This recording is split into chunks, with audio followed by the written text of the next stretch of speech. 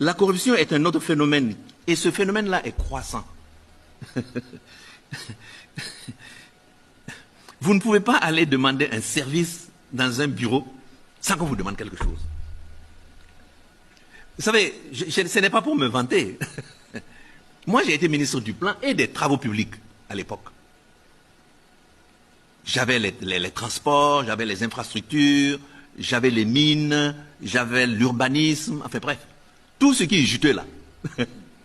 Mais par principe, je me suis toujours refusé, jusqu'à aujourd'hui, à prendre l'argent de quelqu'un.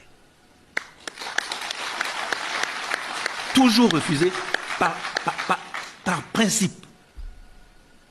Et une des raisons pourquoi j'ai quitté la BOAD alors que le président Houphouët-Boigny voulait que je reste plus longtemps, c'est parce que je m'étais bagarré avec le président Eyadema.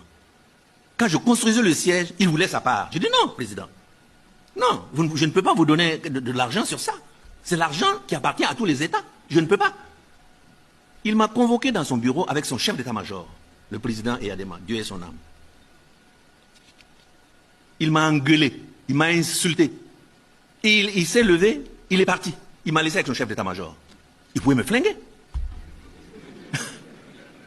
Le chef d'état-major m'a insulté, fatigué. Il s'est levé, il est parti. Je me suis retrouvé seul devant le bureau du président, Qu'est-ce que je fais?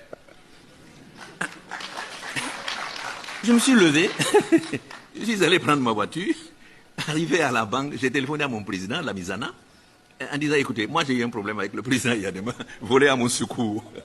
Et d'après-midi, il a effectivement envoyé avec un petit avion spécial son ministre des Finances pour voir ce qui se passe.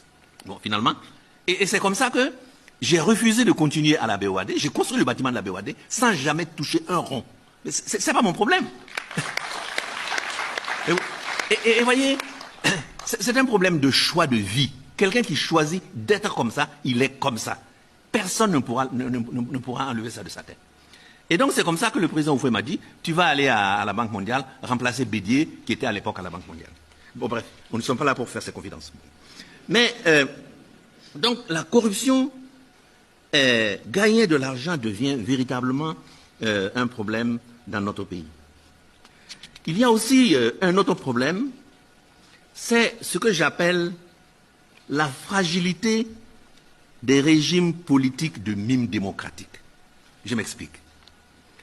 Est-ce que vous avez déjà vu un seul pays dans le monde qui ait démarré son développement avec la démocratie? Ça n'existe pas dans aucun pays dans le monde.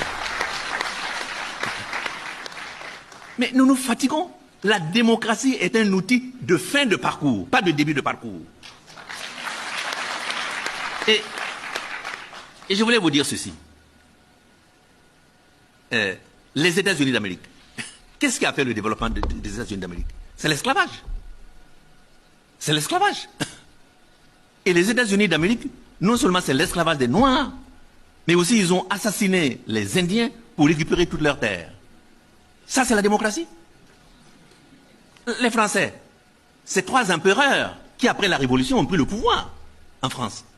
Napoléon Ier, Napoléon II, Napoléon III. Est-ce qu'un empereur, c'est une démocratie? Et les fondations du capitalisme français, c'était au XIXe siècle. Oui, non?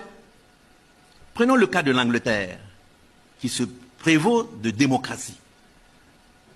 La reine Victoria, c'était une femme, une maîtresse femme. Elle régnait de main de fer sur un empire sur lequel le soleil ne se couchait jamais.